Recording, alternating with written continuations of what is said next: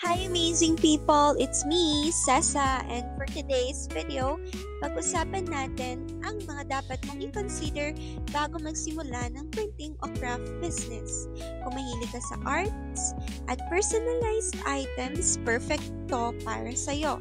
Pero bago ka bumili ng printer o materials, planuhin mo muna ng maayos. Number 1, target market. Sino bibili ng products mo? Students, teachers, o small business owners? Alamin kung may demand sa area mo para siguradong mabenta ang mga gagawin mo. Number 2, capital and budget. Ilista lahat ng kailangan.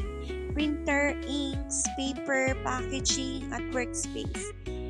Pwede kang magsimula sa mas madali o maliit muna gaya ng stickers o keychains. Number 3, equipment and materials. Pumili ng quality machines at reliable suppliers. Mas mahal man, mas tatagal at mas maganda ang result. Number 4, skills and creativity.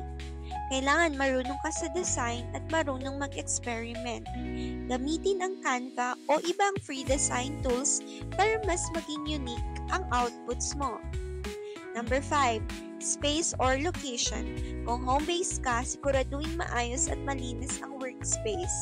Kung may shop, piliin ang madalas daanan ng tao.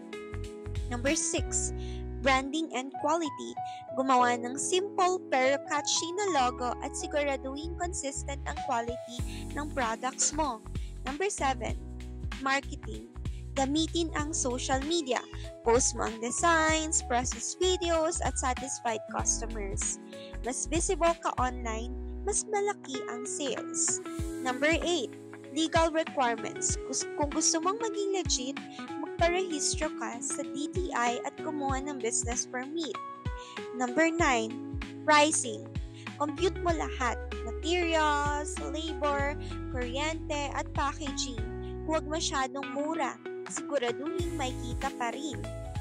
And number 10, customer service. Maging maayos kausap at on time sa deliveries.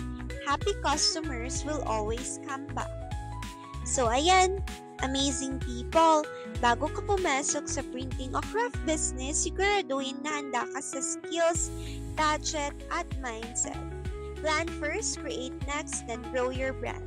See you next time. Bye-bye!